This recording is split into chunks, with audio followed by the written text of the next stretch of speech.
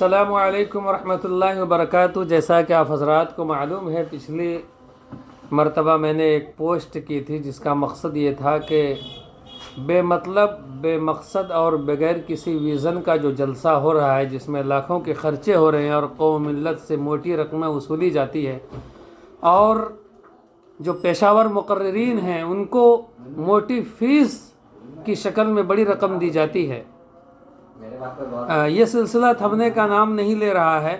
ابھی میرے گاؤں کے قریب ہی ایک ایسی بستی میں ایک جلسہ ہو رہا ہے جس کا بجٹ کم از کم تو 5 لاکھ روپیہ ہے، اور اس بستی کی حالت یہ ہے کہ تقریباً وہاں کی 98% آبادی ایسی ہے جو مزدور طبقات سے تعلق رکھتی ہے، اور اکثر لوگ باہر کام کرنے والے ہیں۔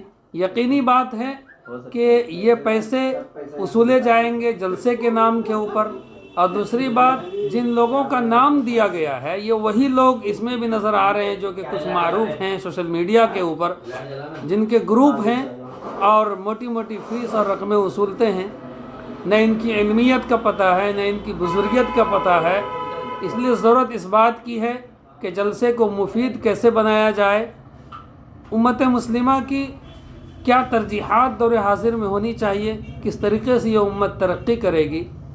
ایک سروے کچھ دنوں قبل آیا تھا اور میں نے بھی اس پر کچھ اپنے طور پر غور کیا ہے کہ اگر ہم ایک جلسے کے اندر 5 لاکھ کا بجٹ مان لیتے ہیں تو اس حساب سے جو میلے اور ٹھیلے لگتے ہیں اور اس کے علاوہ جو خریداری ہوتی ہے وہ تقریباً 10 لاکھ کی ہوتی ہے، تو اس حساب سے ایک جلسے میں 15 لاکھ خرچے ہوتے ہیں قوم کے، اور ہر ضلع میں تقریباً 30 جلسہ سال میں اس طرح کا ضرور ہوتا ہے۔ تو اس حساب سے جو رقم بنتی ہے وہ 300 کروڑ روپے سے زیادہ کی رقم سالانہ قوم کی یوں ہی چلی جاتی ہے جلسوں کے نام، جو صرف میلوں، ٹھیلوں اور بھیڑ کی نظر ہو جاتی ہے۔ یہ رقم آج کے دور میں کامیاب جلسہ اسی کو سمجھا جاتا ہے کہ جس میں بھیڑ بہت زیادہ ہو، میلے ٹھیلوں کا انتظام ہو، اور نہ اس میں پردے کا اہتمام ہوتا ہے، دین کی چھوٹی چھوٹی چیزوں سے بے توجہی برتی جاتی ہے۔ ہم نے تو معاف کیجئے گا، میں نے کچھ مقررین کو دیکھا ہے جو سفر سے آئے، تھک کر آئے، سو گئے۔ ہم نے پوچھا کہ حضرت نماز، کہا کہ بعد میں پڑھ لیں گے، لیکن جب 12 بجے 1 بجے کے بعد جب ان کی باری آئی اور ان کا نام آیا تو اٹھے جناب، اسٹیج پر پہنچ گئے اور کرسی سنبھال لی اور جو ہانکنا شروع کیا۔ یہ تو ہمارے اکابر کا طریقہ بالکل نہیں تھا۔ ہمارے اکابر کا طریقہ ہمیشہ سے یہ رہا ہے کہ وہ مفید مجلسیں برپا کرتے، چھوٹی چھوٹی مجلسیں برپا کرتے، اور کم خرچوں میں، کم پیسوں میں کوشش کرتے کہ لوگوں کی اصلاح ہو جائے، لوگ دین کی طرف کیسے مائل ہوں۔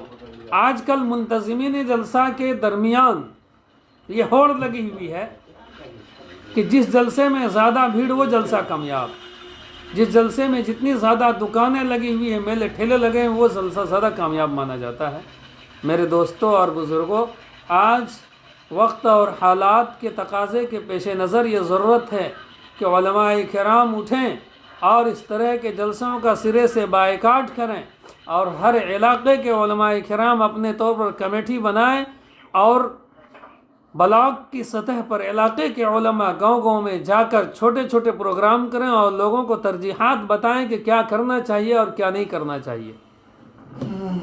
کچھ مدرسے والے بھی چندہ کرنے کی وجہ سے اور چندے کے لالچ میں اس طرح کے جلسے کرواتے ہیں، اور ایسے لوگوں کو بلایا جاتا ہے آپ جلسے کروائیں۔ الحمدللہ دارالعلوم دیوبند کے جو بزرگان دین ہیں، امارت شرعیہ کے ہیں، آپ ان کے یہاں جائیں، ان کا وقت لیں، آپ کو وقت ملے گا، اور ان کے طرف سے کوئی ڈیمانڈ نہیں ہوگا کہ ہم 25,000 میں لیں گے، 30,000 میں لیں گے۔ اللہ کی پناہ، آج کے پیشہ ور مقررین پہلے سے کہتے ہیں کہ 30,000، ایک مقرر کے بارے میں مجھے اچھی طرح علم ہے، پچھلے سال ہمارے گاؤں کے قریبی جلسہ ہو رہا تھا، 30,000 کا ڈیمانڈ کیا، 25,000 پر جناب راضی نہیں ہوئے، کہا کہ 30,000 بھیجنا پڑے گا۔ یہ کیا ہو رہا ہے بھائی؟ کیا تم نے اسی لیے مدرسوں میں پڑھا تھا کہ 40,000 روپے رقمیں ہے؟ تو ان لوگوں نے گروپ بندی کی ہوئی ہے اور امت کو یہ لوگ دھوکہ دے رہے ہیں۔ ایران توران کی ہانکتے ہیں، گا کر بجا کر چلے جاتے ہیں۔ ایسے لوگوں سے قوم کو اور ملت کو بچانے کی ضرورت ہے. ہاں، نظامت سے لے کر خطابت اور اس کے علاوہ نعت خوانی تک پیشہ ورانہ چیز بن گئی ہے. ہر ایک کی بولی لگتی ہے، رقمیں طے ہوتی ہے اور لوگ آتے ہیں دیتے ہیں. کچھ چترویدی کا دھوک جماتے ہیں کہ ہم چاروں وید کے جاننے والے ہیں، اور ہمارے بھولے بھالی یہ عوام، یہ بھولی بھالی عوام جو بیچارے ان جلسوں کے اوپر بھیڑ لگاتی ہے، رقمیں بھی جو ہے کہ خرچ کرتی ہے. دو چار انگلش کے ورڈ کیا بول لے کوئی مقرر، دو چار جو ہے کہ رٹی رٹائی ویدوں کے اسلوک کیا پڑھتے سمجھنے لگتے ہیں. یہ تو عقل کل ہے، سب کچھ انہیں آتا ہے.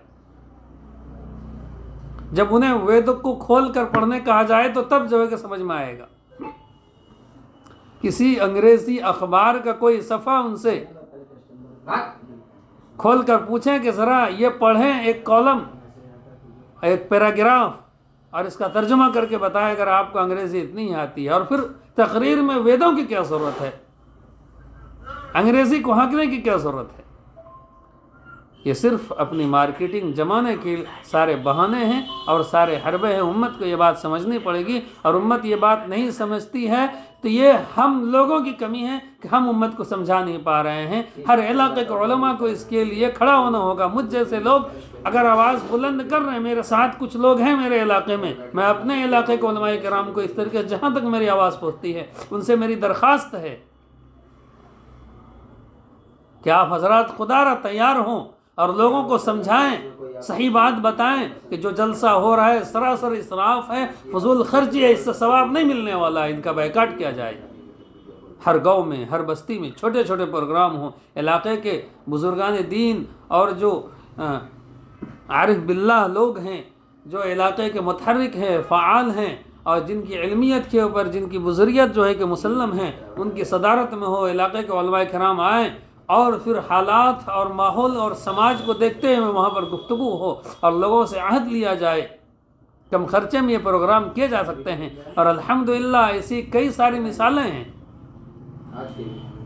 کہ چھوٹے چھوٹے پروگرام ہوئے، باضابطہ مہینے ہوئے، پورے بلاک میں ہوئے اور وہ کامیاب پروگرام ہوا. خود ضلع بانکا میں مجلس تحفظ ختم نبوت ٹرسٹ کے زیر اہتمام کچھ لوگ اس پروگرام کو کر رہے ہیں، اور اس بار الحمدللہ حقر کو اس کا ترجمان پچھلے سالانہ میٹنگ میں مقرر کیا گیا ہے. اس کی بہت ساری کارکردگیاں ہیں جو انشاءاللہ گاہے بگاہے آپ سے میں شیئر کرتا رہوں گا. میرے دوستو، یہ کچھ باتیں ہماری کڑوی ضرور لگی ہوگی ہمارے دوستوں کو، لیکن کیا کریں کہ رکھیو غالب مجھے اس تلخ نوائی میں معاف. آج کچھ درد میرے دل میں سوا ہوتا ہے. حقیقی بات بتاؤں کہ یہ درد اور کڑھن ہے کہ آج امت کا جو ہے کہ امت کا سرمایہ غلط جگہوں پر خرچ ہو رہا ہے. اس سے امت کو بچانے کی ضرورت ہے اور صحیح جگہوں پر خرچ کرنے کی ضرورت ہے. بتاؤ کہ پورے ہندوستان میں صرف جھارکھنڈ، بہار اور یو پی میں 300 کروڑ سے زائد روپیہ جلسوں پر خرچ ہو رہا ہے، جس سے ہم کئی اسکول، کئی تعلیمی ادارے، کئی یونیورسٹی چلا سکتے ہیں. ہر سال ایک یونیورسٹی ہم بنا سکتے ہیں جو ہمارے بل بوتے پر چلے گا. لیکن ہم جذباتی قوم ہیں بھائی، ہمیں سمجھنا پڑے گا، ورنہ پھر وہ حالت ہوگی کہ ہماری داستان بھی نہ ہوگی داستانوں میں. السلام علیکم ورحمۃ اللہ وبرکاتہ.